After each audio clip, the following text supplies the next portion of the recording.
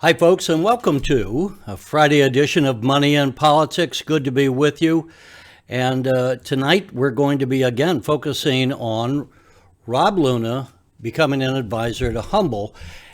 And I'm going to play three clips. Rob Luna put out, as he said he would, a more in-depth conversation than what they had yesterday. Yesterday they were talking about Luna joining Humbl, and today Rob Luna did a sit-down, same sit-down from yesterday. They just published it today, but different video where Luna was interviewing Brian Foote.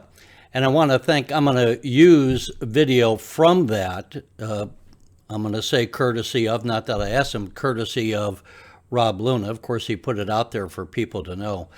And the other thing I wanted to bring up as we watch this, I want to put this somewhat in perspective. I want you to pay attention to the specific bites I'm pulling. I'll put a link of the whole video that Luna did in my description so you can watch the whole thing. I picked out a couple of bites here. And the thing for the context, so watch what they're saying in that specific bite, but in the larger context, and this is why I would encourage you to watch the whole video, this is a first time where we've seen Brian Foote talk, not on the investor call where, well, we're trying to do this, we plan on doing this, we're going to have the app developed. That's all fine. But this is the first time where I think we've seen Brian just having a kind of a casual conversation in front of the cameras with anyone, where Rob Luna says, well, where do you see the biggest opportunities? Where do you see the biggest challenges? I mean, frankly, I think he did a good interview as one who is a journalist and has done hundreds of interviews.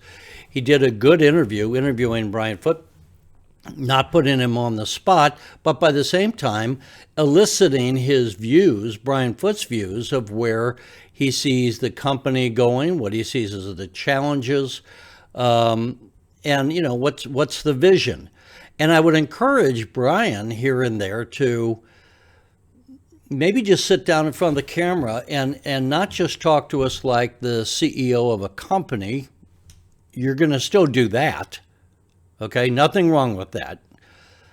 But, Brian gave this talk in the Netherlands, I believe it was in April of 2019, where he's describing his vision. And then it was 30 Block Labs. And, Humbl wasn't around. But that's the kind of thing I think periodically, maybe 2 or 3 times a year. And maybe he can do it just with Rob. But to sit down and kind of say, hey, let's have a conversation, a little more relaxed, a little less, structured, kind of like Rob Luna did here today, where he talks about what are the opportunities. So real quick, we had a beginning bounce today on our stock price. We got up to $1.33 early on, and then we kind of mostly treaded water for the rest of the day. You see the one-day movement there. So swing of 10 cents. We had a low of $1.23. We came back up and closed up 5%, as you can see up there, up 6 cents from the previous day's close at $1.20.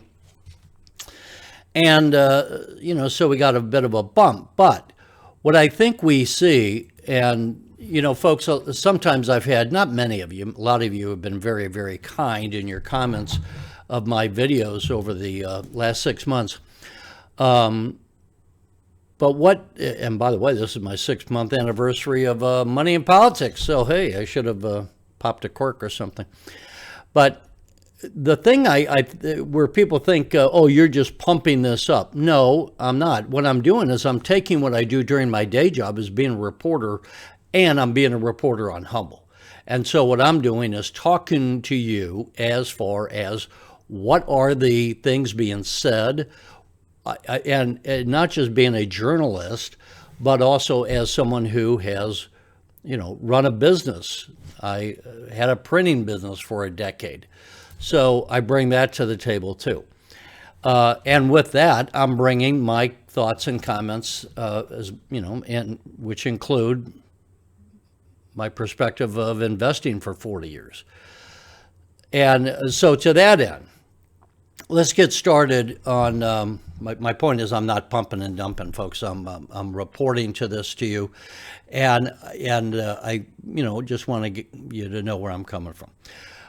But moving on, what I thought was really interesting is the conversation, as I said, that we have here. So let's listen to the first bite I'm going to play here is NFTs and ticketing, where Rob is saying, how he was a little not sure NFTs were going to be a big thing, but then the light bulb kind of went on for him. Here's Rob Luna. This runs about 1:15 seconds. I started thinking about the possibilities of ticketing and combining NFTs together, and talking kind of about the Dodgers. Yeah, I was talking about, I'm a big Dodger fan, as you guys know, and I thought, how cool would it be if you went out to a Dodger game, you attended that, we don't want to talk about budget, you went out, attended that Dodger game, and Kershaw threw a no-hitter.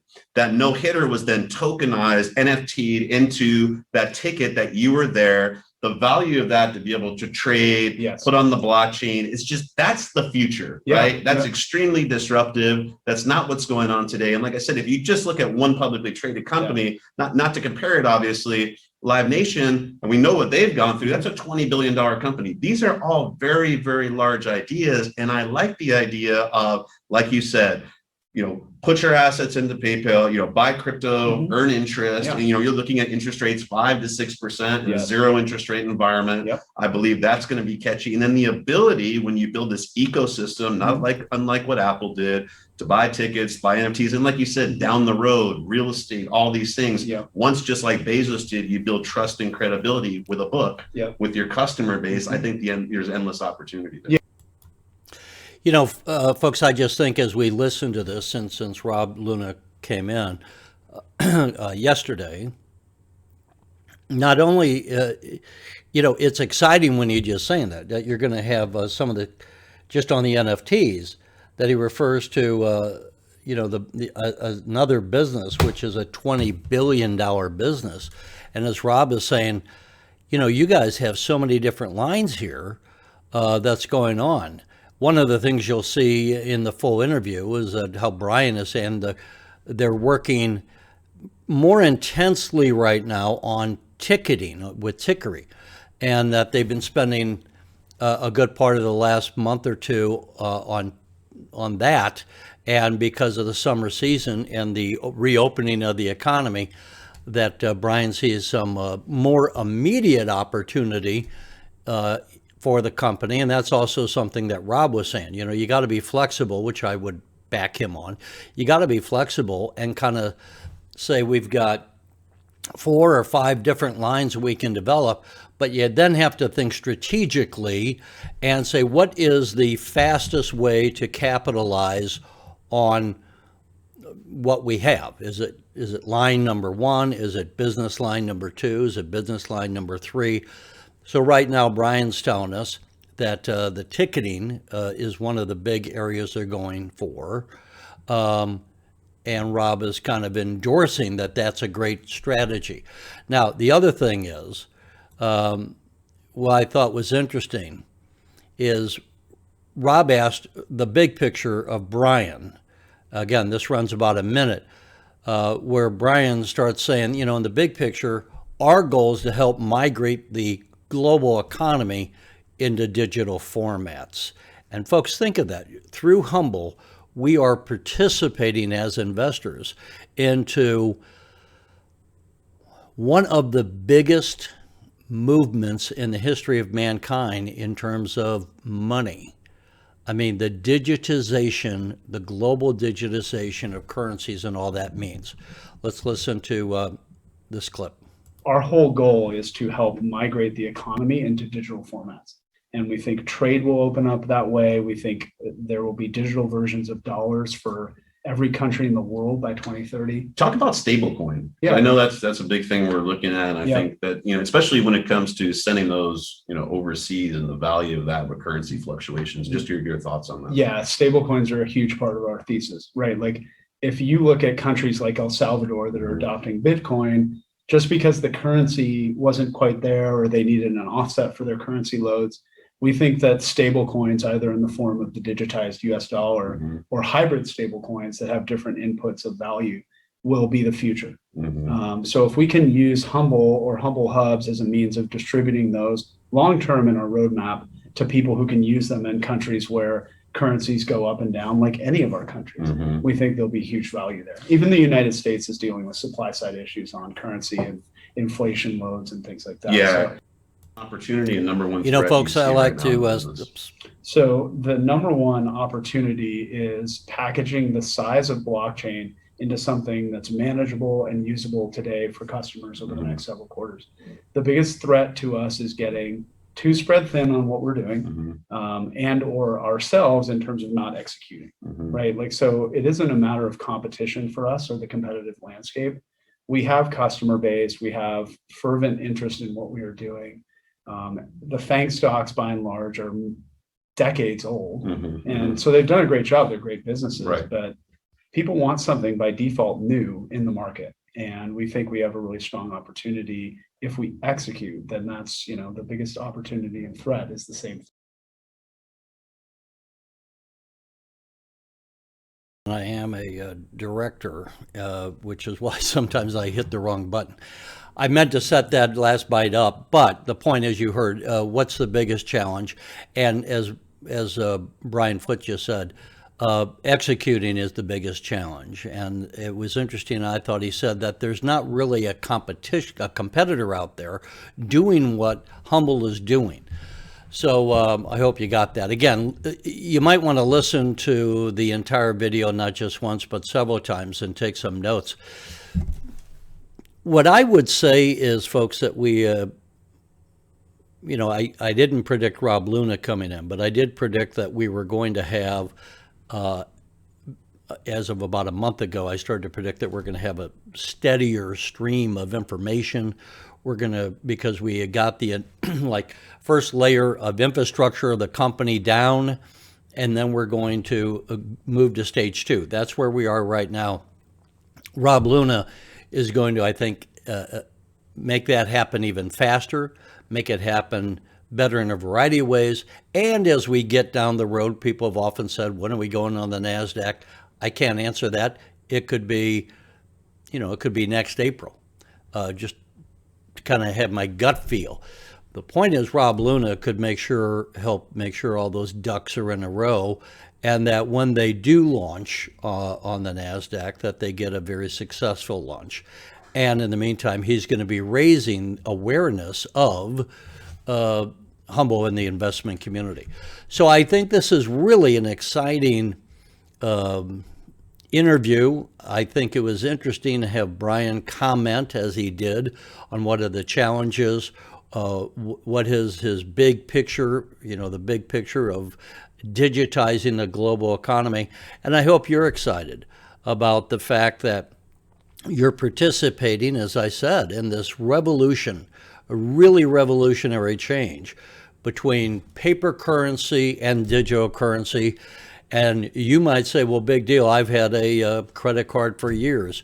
Yeah, but in other countries, as I've said a number of times before, and as Brian has said, they're dealing in over 100 different countries. They're dealing primarily still with paper money. One of the things I like to say as a businessman, that the greatest social worker in the world is a good businessman, because they revolutionize, they create jobs, and they put money in other people's pockets. A good businessman can change the world for the better, and we've seen that time and time again. So to that end, to the extent that you want to do something positive in the world, being a part of the Humbl team, investing in Humbl, bringing this technology to other nations where they can digitize their economies and move away from just paper money, which is really an inhibitor to doing transactions. We've talked about that before. You know, if you're in a crime area, you don't want to walk around with a lot of paper dollars in your pocket, but that may be the only way to do transactions, and so you don't do as many. So this is really going to help these second world countries, these third world countries get their economy going. All right, again, I'll put thanks to Rob Luna for doing a good interview. Thanks to Rob Luna for allowing me to use this video. I think we are in exciting times, folks, and we're going to start to see, I think, Humbl tighten up, strengthen, and grow. With that, I'm going to say good night for tonight, and have a great weekend. We can look forward to Monday and look forward to the rest of the summer and what's coming up in the fall. Good time to be on the Humbl train. So for now, leave me your thoughts. Give me a thumbs up if you want. We'll see you. Have a great weekend. Be safe out there, and we'll see you on Monday.